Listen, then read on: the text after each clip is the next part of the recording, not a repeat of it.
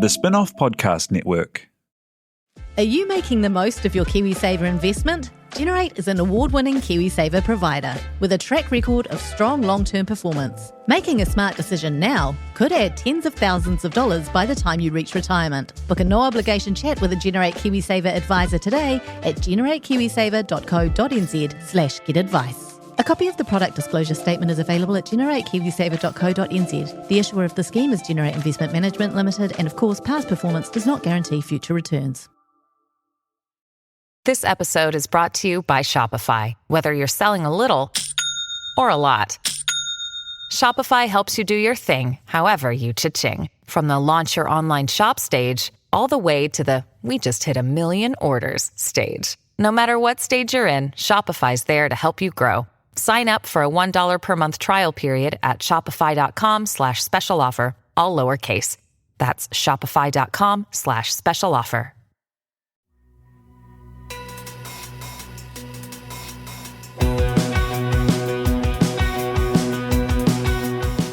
Nau mai, hoki mai ki a the fold, e mihine, ko Duncan Greive, tōku ingoa. My guest today is a true screen legend, John Barnett, who is a producer, the founder of South Pacific Pictures, one of the most sort of storied production houses in New Zealand. He is the producer behind Whale Rider, behind Sione's Wedding. South Pacific made and continues to make Shortland St, Outrageous Fortune. The list is truly endless. And as a result, when he speaks on the screen production industry, people listen.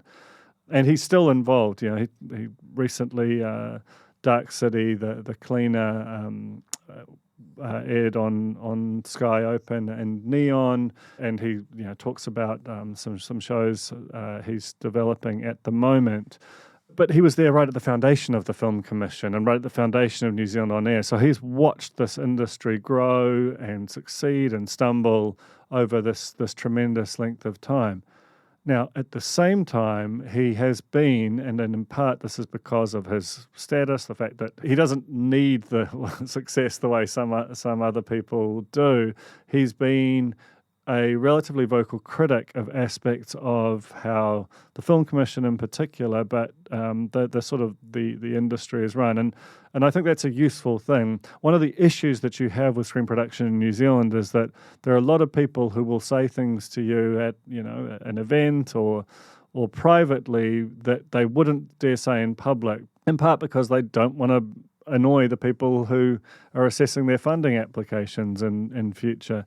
That's not evidence of corruption. That's just, it's a small business and there are these kind of pinch points that things go through.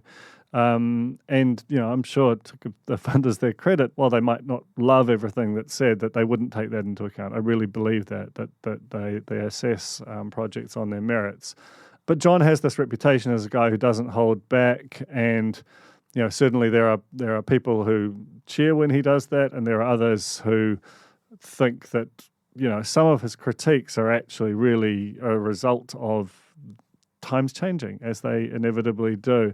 But because that there is this, we're in a very specific moment, a huge advertising downturn, these iconic shows being cancelled, a very subdued box office locally and internationally, and talk of a merger of the Film Commission in New Zealand On Air, that it was a good time to get him on this podcast to lay out his theories, test them a bit, and talk about what the upside of a merged Film Commission New Zealand On Air would look like. So this is John Barnett on The Fold. Tēnā koe, John. Welcome to The Fold. My pleasure. It's great to have you here because you've been around for a while. You've seen more than one cycle, and I wondered if you could give a perspective on the current state of the screen production sector. Well, it's a really interesting time. For the first time, I think we're really seeing an influence of the offshore impact on New Zealand and the consequences of being an open market. For most of our lives, we've lived in a so-called industry which has been able to control the borders and the activity that takes place, and that's no longer the case. We've also, it may be appropriate, but I think we're in a territory which is full of myths and legends. One of those is that this is a $3 billion industry, and yet I see people putting their hand out to us for $400 to go to a symposium on how to be a producer, and that seems to me to be a contradiction in terms. That doesn't sound like a $3 billion industry. So there's optimism. There's optimism, for instance, with offshore production, because there's a lot of activity taking place, some of that driven by the dollar, most of it driven by expertise that's been built, so that you look at what is happening with Lord of the Rings and what comes out of Weta. And that's a real success story. And then there's a lot of production going to take place in Auckland, variously from Amazon, possibly Netflix. And these are funded productions that come in and come here and employ local technical skill and sometimes creative skill, and that all proceeds well.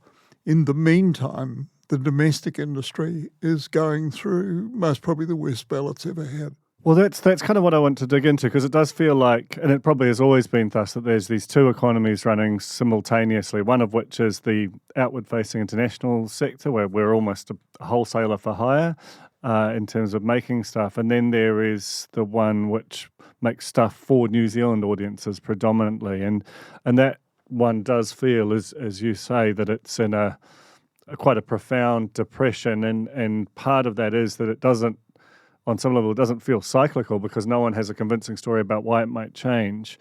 Can you just sort of detail why you think that that local aspect of it is in that state? Well, I think in the first instance, the fall in television advertising, linear TV advertising, means that the networks aren't commissioning to the same extent. In fact, a very much reduced level, and also TV3, in Warner Brothers Discovery, it may not be here in a year's time. TVNZ has almost wiped itself out. I mean, this was a business that was worth $300-400 million a couple of years ago. I doubt whether it's worth $100 million today. And one well-known TV executive said to me, the biggest asset it has is its property, which is a pretty significant condemnation of what's been going on. But they're scrapping their headline shows, they're losing audience, they're not maximising ad revenue, consequently they're not paying licence fees of any significance for local content. That puts pressure on New Zealand On Air, and I think less and less content is going to get made to fill gaps in that environment. And there might only be one player, and it might be Sky. So that actually has a huge impact on the local production industry. And another thing that's been a kind of underpin of the industry ever since it began has been the creation of commercials. And that ain't happening anymore. I mean, we used to have huge commercial making companies. And you look at people like Roger Donaldson and Lee Tamahori, that's where they began. That doesn't happen anymore. So I'm sure that both Warner Brothers Discovery and TVNZ would push back on elements of that theory. Warner Brothers Discovery would probably say, well, we've right-sized the business and we can deliver something that's quite analogous to what TVNZ does with a staffing that's, somewhere less than 100 people versus the 600 or so at TVNZ. TVNZ would say that this is, the bottom of a blip and they're going through hard things. But a hard moment, but they have a plan. Do you think that sort of, the value erosion or the sort of predicaments that they find them in are the result of bad management, bad ownership, or are there's just giant global forces that are acting on television all over the world that when you're in a market the scale of New Zealand, it just makes it very hard with the best management in the world to get to the right place. I think it's a combination of all of those things. I mean, we are a small domestic market. We're 1.5, less than 2 million dwellings, and that means that we aren't. It's always been difficult for us to create our own content. Hence the establishment of both the Film Commission and then in time New Zealand On Air. But whilst we were able to control what signals could be transmitted, that created a different economic environment in this industry because people could only watch locally, and television was the key deliverer of content to the home, local television. So there was a demand for local content, and there was the money to pay for it. And since the arrival of the streamers and the accessibility of content from everywhere in the world, the audience has many more choices, and they exercise those choices, and they read about shows that premiering somewhere in the world, and they can watch them at the same time. So that really has hurt them. In terms of ownership, maybe the state shouldn't control a broadcaster anymore. Maybe it's an economic business, and it could be run a lot better. In terms of WBD, they're closing operations all around the world, and what drives their decisions isn't made here. And if it's decided that $20 million loss is something we could forget about, and also we don't have to worry about getting reports from this tiny little place which isn't going to grow, they may close, they may leave. TVNZ, I think it's been through periods where it's had really strong management and really strong boards, and this is one of those periods. Just to kind of take a step back, like you clearly pay a lot of attention to this industry. You've got the history with it. I just wondered if you could give me a sense of how involved you remain on in terms of the sort of screen production or any other exposure you have to the kind of current market. Well, I'm actually still pretty much involved. Last year I produced Dark City, the Paul Cleave, first of Paul Cleave's novels. I've actually got 7 under option, and I'd like to see all of those get made. I've just entered into an option agreement with Nalini Singh, who's sold close to 10 million novels worldwide, and she's written a couple of thrillers here, local writer. She lives in Auckland and is mostly unknown by many people, and that's in development. Got a big series that Lee Tamahori and I are working on. And then I'm involved with Shift 72, which has built a business providing all the film festivals around the world, the major film festivals, with video-on-demand operations. Now, that's going through a tough time because film festivals are closing down. And I'm in discussion with a lot of people to just give them advice where I can. So yeah, the point I'm trying to make is that despite being on the other side of South Pacific Pictures, the business that you built and then sold, that you're still very much engaged in the day-to-day of the industry. I wonder if we could use that as a way of jumping off to talk about these two institutions that we have in the Film Commission and New Zealand On Air, because we talked earlier about the struggles of advertising-funded linear television and how that's flowing through into the industry. The box office is also really, really difficult internationally and locally. So let's start with the Film Commission. You have a particular sort of theory of their performance in recent years, which long predates the kind of current administration under Annie Murray. And obviously they had a difficult situation with no chief executive and David Strong kind of, which I've sort of talked about on this podcast before. But Do you want to just sort of lay out that theory of the Film Commission that you've spoken about and we've corresponded about a bit to this point? Well, I think that it was a great idea when it was started, and it was started by a group of people, and I was amongst those, who wanted to see New Zealand content available in New Zealand cinemas. And you have to go back, it was set up in 1978, you have to go back to, that's 46 years ago. At that time, there were two dominant cinema chains, Kerridge and Amalgamated, and when they bought the rights to something, they held all the rights for a period of time, and it would be a year before any content that was in a cinema could play on television. So you had to go to the cinema if you wanted to watch things. And the fact that it was 11, 2, 5 and 8 and 6 days a week at that time, not Sundays, you fitted in with that.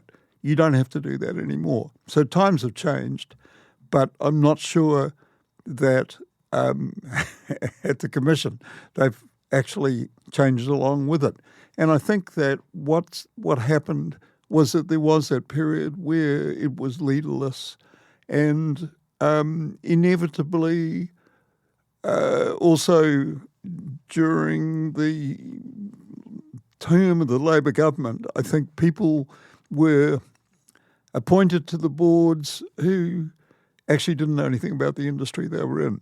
And so you have a situation where you've supposedly got governance, but actually it's from people who can check that their accounts are right, but don't necessarily know whether there are people who can actually make a show, deliver it, and promote it. And I think that we've seen an emphasis on the inputs rather than the outputs. So, what do you mean by that? Well, are the creatives and the cast and the crew representative of New Zealand? Are they determined by gender and ethnicity, or are they determined by capability? And from an audience point of view, when, who watches the content, people want to be entertained, excited, stimulated, provoked. And if the material that they watch delivers on all those things, then they look at, oh, isn't it really interesting that so-and-so was in it? But what happened, the Commission's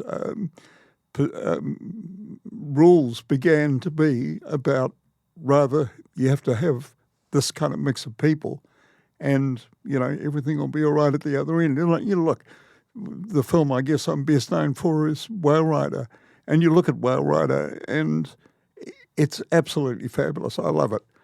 It's a story that's universal. It doesn't matter where you go in the world, every society has the story of a young woman who could make a mark. And therefore, the story is understandable to everybody. The fact that it's presented through a particular lens, through a specific lens, is what adds to it. It isn't where it starts.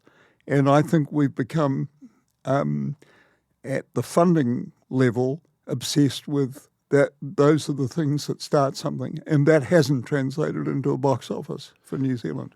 So I just want to unpack that a little bit because, along Whale Rider and Sione's Wedding are kind of two of the sort of signature, the films that you're best known for in a way.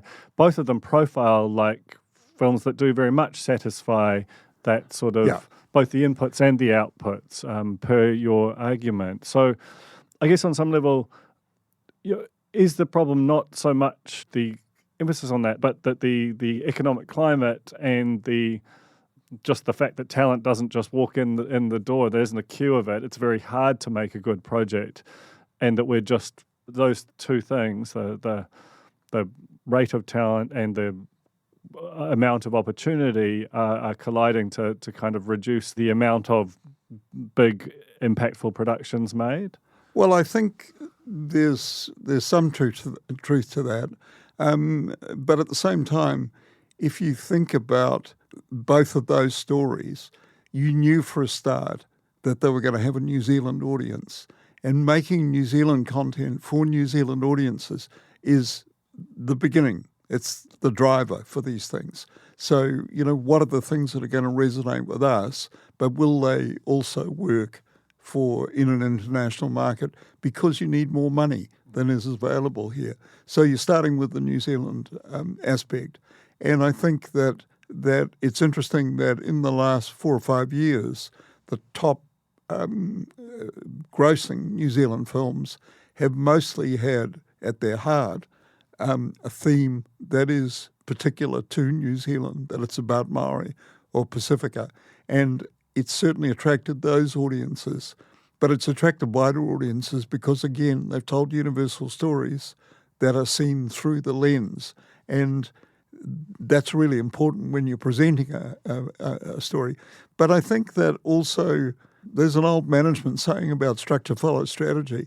And I think that what's happened inside these, particularly inside the Film Commission, is that the structure has driven the strategy.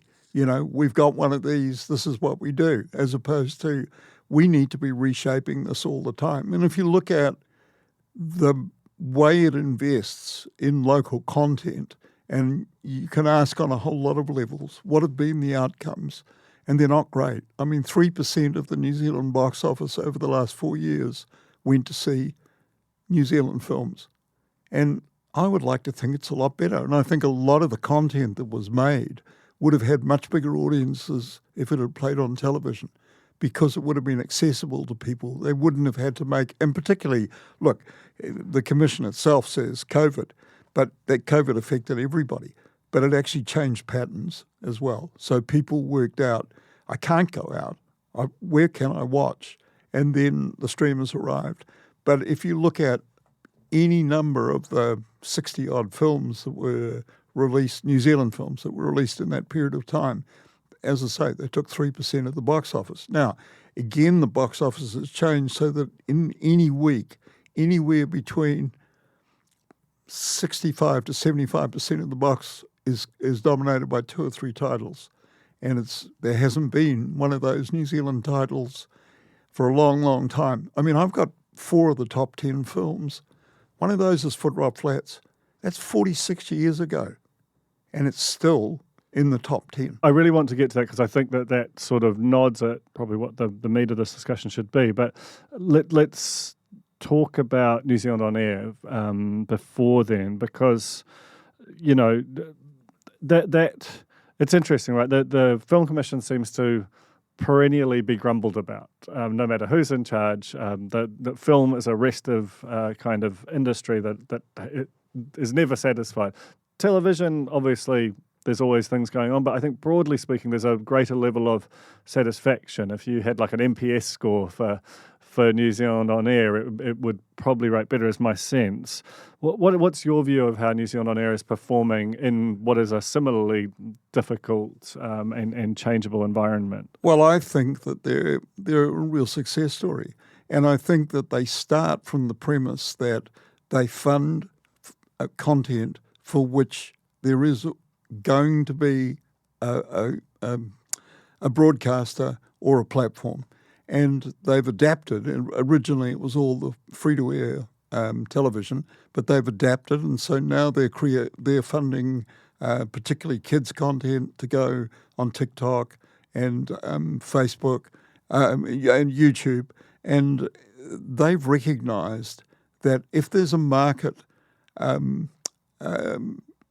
channel in between them and the content, everything will be all right. Now, that means they don't get involved. They don't look at the rushes. They don't look at the cuts. They don't sit there and say, I think you should have person A in that role rather than person B. So is that definitely something that the Film Commission is that level of engaged with? Absolutely. I mean, I had a dispute with them on Dark City where they wanted to see the call sheets. I mean, what can they do with them? They don't get them until the evening of the night before. There's nothing they can do with them. But that's part of their, tick list. But right now, and in fact, right now they're hiring a person called Film Production Lead who actually is going to sit there and say, you said in your script that you would do this. And it's my job to ensure that you do that. Now, the dynamics of any production are such that if you're shooting something and it isn't working one way, you shoot it a different way. And it's the outcome that we're interested in. I agree, but let's keep it focused on New Zealand On Air. So, there's that element of it makes things with a platform attached. You have a right to assume that there will be an audience of some scale for everything it makes.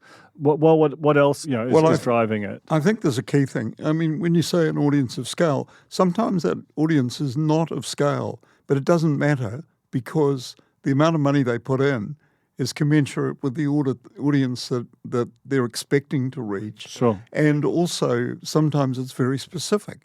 It's interesting that one of the most specific things when you think about it is a show called Country Calendar, which gets 500,000 viewers a week, which, extraordinary. It is. But I think that one of the other aspects about it is right from its start, it said, we don't want equity in the program.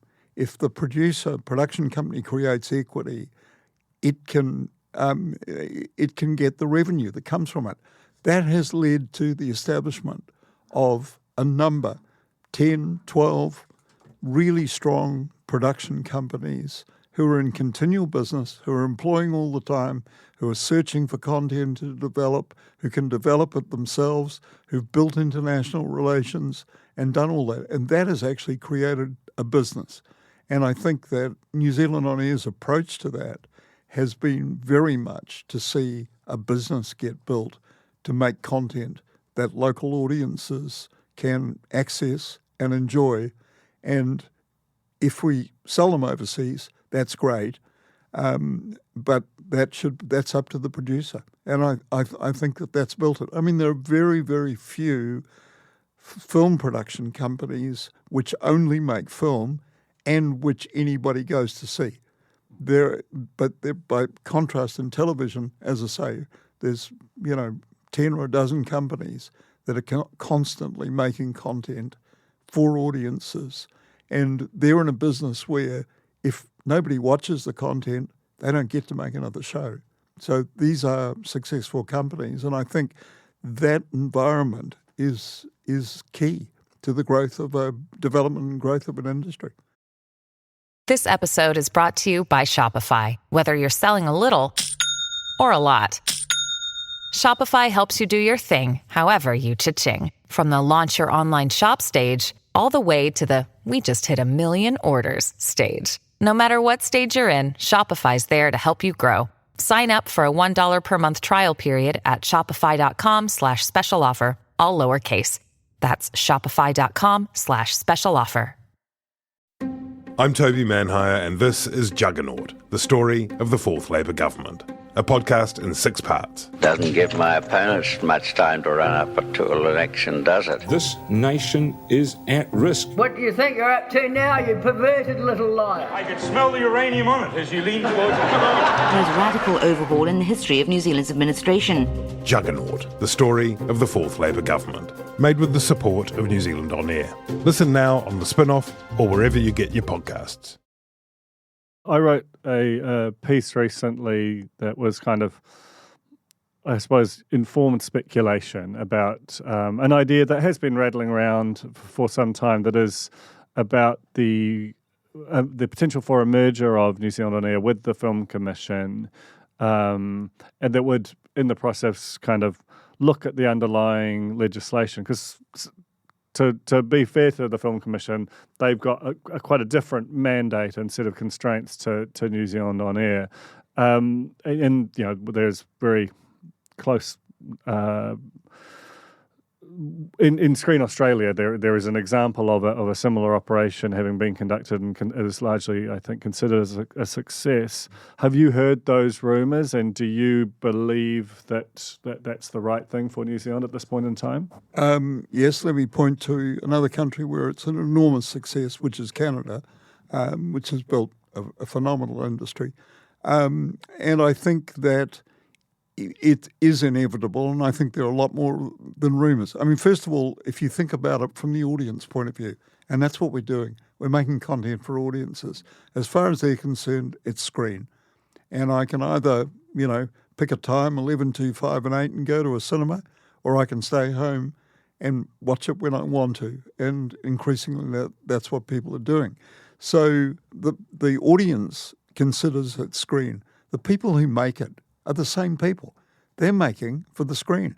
The only difference is we've got two funding channels which developed out of a historical imperatives at the time they were formed. And that is not what 2025 to 2035 is going to look like. So I think it's a lot more than the rumour. There's a really good briefing paper being written by MCH staff to the incoming minister about the issues that the industry faces across audience, international competition, all of those things. And you can pick up hints of them saying, this is a possibility. It's actually a fabulous briefing paper because it really does set out the whole landscape and what things we're facing currently and what we may face very shortly. So I think it's essential to put all of the funders together, and in that I include Te Mango Pāho, and that isn't part of MCH. That comes under other departments, so it hasn't been mentioned. But I think that what you could do, first of all, you've got 3 sets of overheads, 3 sets of boards, 3 sets of premises, in fact 6, because they've got premises in Auckland and Wellington, so you can scrap a lot of the overhead, and that means that there's more money to spend on production. But I think that if you put them together, you wouldn't have 3 little castles with amounts of money. You'd have projects come in, and a small group of people would sit out and look at it and say, where's the audience for this? Because if the audience is television, let's give you money to make this for television.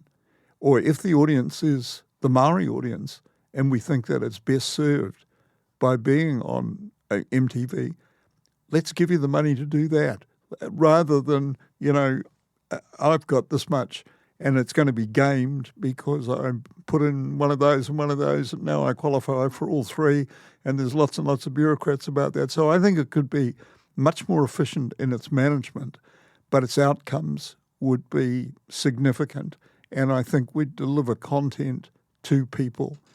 And I think, so I'm more than a fan. I'm an advocate for it, and I never miss an opportunity to say this is how I think we should confront the issues that we're facing. What do you think in terms of because the Film Commission has a mandate to bring productions here, it has a mandate to administer the screen production rebate.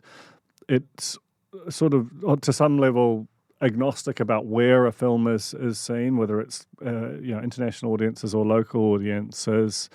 New Zealand On Air is very much about the domestic audience. Te Mango Pāho is about the revitalisation of the language. It's ultimately about Te Tiriti o Waitangi. So how do you go about, if you're going to make one agency, do you think there is a way of smoothing those things out? Because, and this has been said before, is that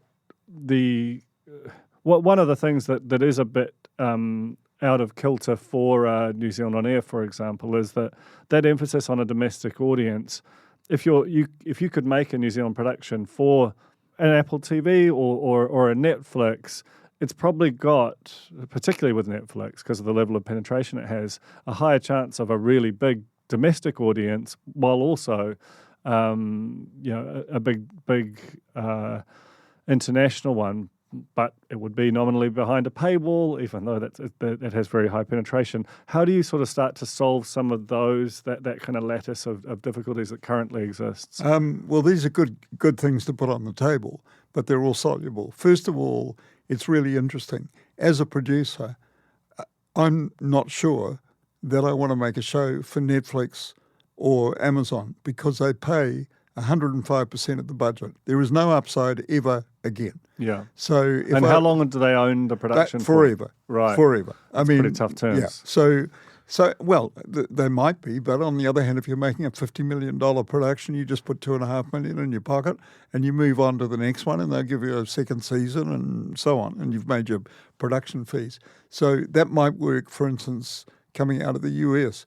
So what you're finding is a number of the smarter sales agents would say, if we sell territory by territory and shorter licenses, then we can renew. And it may be second season before you get your money back, but you're going to get a lot more money back. So, for instance, on Dark City, I just think of one territory we sold in Korea. We sold 3 licenses. We sold an AVOD, a TVOD, and a remake license. Now, you couldn't do that if Netflix had bought that territory. And they're talking about free-to-air in some territories. They're talking about SVOD. They're talking, there are all these options that are open, and they're short windows. So, but I think that to come back to the beginning of your point, the essential thing for those funding agencies is to make content for New Zealand audiences. So that's where you start from. Now, if you look at the things like the supervision of the screen production rebate, that doesn't have to come under an agency. It's not making creative decisions, and it's not making decisions that relate to a local content. Actually, what it takes is a very good film accountant and a very good film production manager to do the first audit, and then a proper auditor to do the second audit, and you're home free. That's it. And equally, and the Film Commission has had the capability to do this, is when the provisional audit turns up, you run it against the checklist. If it doesn't meet the checklist, you don't give it a provisional certification. So those things are really just they're a bureaucratic sense that can be fulfilled in a number of places. The other one, the overseas, bringing in overseas. Actually, we do need a central agency for that, and if it comes under the Film Commission, that's fine. But you actually need people who know about production. And what we're finding is that every regional area wants film to come in, but it's amazing how once you get outside Auckland and Wellington, almost nobody knows about what their film officers don't know anything about parking permits or accommodation or any of those things. So yes, there is a requirement for that, but it doesn't take a structure and a lot of people, and it's a sideline thing. Talking then about the stream production rebate, which it's expanded in terms of its scope and eligibility over time. Do you think that the expansion of it and some of there's a sort of an SFO case at the moment, and some of the productions which go through it they certainly don't look like the kind of things that were envisaged when it was set up, for example. Do you think that its current sort of settings have exposed it to a kind of system vulnerability where its integrity isn't as tight as it once was? Well, if you think about the fact that there are 2 rebates, one of them is for domestic and one of them is for international. If we didn't have an international rebate, there's a fair chance we wouldn't get a lot of production. And I think it was Jerry Brownlee who said, and you can't disagree with him, you give me $1 and I give you 20 cents back. That's 80 cents I didn't have before. I think it's pretty hard to question that. And when you look at, I think, Avatar, and if you think that there's $1 billion spent here, that's $800 million we didn't have before. And so I think that's the international side. Yeah. On the domestic side, yeah. What's the it doesn't have the same kind of you give me $1, because sometimes we're also giving the dollar. That's right. And I think that domestically it has been allowed to be gamed a bit. And I think that actually taking it out of the bureaucracy of the Film Commission, not because this is not a criticism of the Commission, it's just that if you look at their main guiding principles, the rebate seems to have to fit inside those rather than just be a rebate. And I think that you could determine, I don't know that going to the SFO is going to give us an answer that helps anything. I think internally it would have been possible to look at the material that was presented from some people with some film knowledge, but mostly economic and audit knowledge, and say, this does not match. Sorry, go. And by the way, if you ever come back again with a project like that, that's the last time we'll ever talk to you. And I think you can impose those disciplines, but I think it has been gamed. And, people, in some ways, some people would say you can't blame the people, but on the other hand, I think there's been a lack of skill at the Guardian end of it, and that's allowed those things to happen.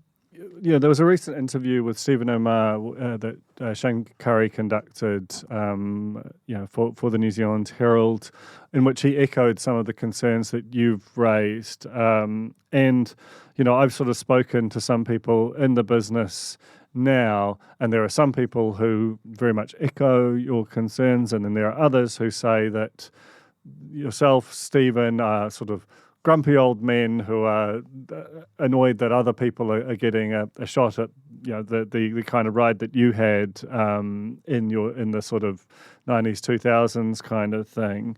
What is your sort of riposte to that kind of a critique of your critique, if you will?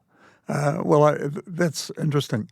Quite honestly, I'd love to see 100 really successful companies, and it makes no difference to me that, South Pacific had a golden spell, and, it was fantastic, but we made content that was watched by people here that is part of the pantheon of New Zealand content forever, and has sold overseas and got, BAFTAs and awards and all those kind of things. So that's all in the past. But today, I'd love to see a lot more of that, and we're not getting that. The fact that of the top 10 grossing New Zealand films, the last one was in 2017. That tells you that we're not making content that people are paying to go and see in a cinema. And that speaks for itself. I think that there are some wonderful shows being made. I mean, if I look at, personally, I really loved The Convert. I thought it was a story of scale. I thought it was a story of import. I thought it was fantastically made, and it was a huge production. I mean, I think After the Party was really significant. I like Double Parked.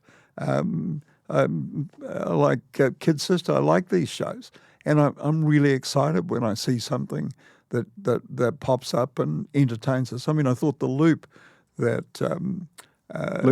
Loop Track that Thomas and the team made was fabulous, and they made it without going to a funding agency, and it showed their potential. And I think that there's tons of that potential here. One of the things that I think we're really light on, and it worries me a lot, is I think there are 13 institutions, tertiary institutions, that are offering courses to people to go in and learn how to be a filmmaker. Nearly all of them are focused on being a director. And the truth is, and the Film Commission's very quick to say this, there's 5 or 6 films a year made. And what happens to all those graduates? But none of them are teaching people to identify a project, to develop that project, to finance that project, to sell the project, and to maintain and mine the IP forever, because that's where a business grows. And we're not doing that. What we do is we say, we must have another director. No, we've got plenty of directors. We haven't got enough writers. We haven't got enough writers that write for an international project, but we're certainly short on strong producers. And I think that most of the strong producers are in television, and they've evolved, but we haven't got that. And we need a lot more of that. We need much more interaction of that. And I am worried about the education thing, because I think that there are students at these institutions who there isn't going to be a job. So we detailed plenty of things that are kind of causes for concern, but is there a project or an institution that kind of gives you hope that when we get through this, there's a big prize waiting on the other side? I think that one of the most exciting prospects for the future is the Viva La Dirt League. And, you Absolutely. know, those guys really are more in touch with their audience than anybody else in New Zealand and in many other countries in the world. Do you want to quickly explain what Viva La Dirt League? Yeah. I had them on this podcast, it was a few years ago now, and they are a really, really interesting kind of product of the true digital environment. Well, they are, and you know they kind of grew it out of their home kitchens, and three guys who looked at the rise of gaming and thought we could make some little spoofs about this, and started doing it and putting it on social media, on Facebook and on YouTube, and they've had 3 billion hits that people have paid for. And they've got 6 million Facebook followers. And they crowdfunded a studio, you know, send us $20 and we'll send a photo of ourselves. And they got... It's a pretty impressive studio. You visited it, right? Yeah. And I think that, and they don't go to New Zealand On Air or the Film Commission for funding because they're not going through the tradition. They're not going into cinema and they're not going on a linear platform. But also they haven't felt a need to, because they've just gone off and they've done it. And I think that they're going to grow and grow and grow. And I think they will become New Zealand's biggest screen production company. Wow, good place to end it. Thanks so much for coming on The Fold, John. Really, really interesting conversation, and the way that all this evolves, and it does feel like it'll happen quickly, will be fascinating to watch. Thank you.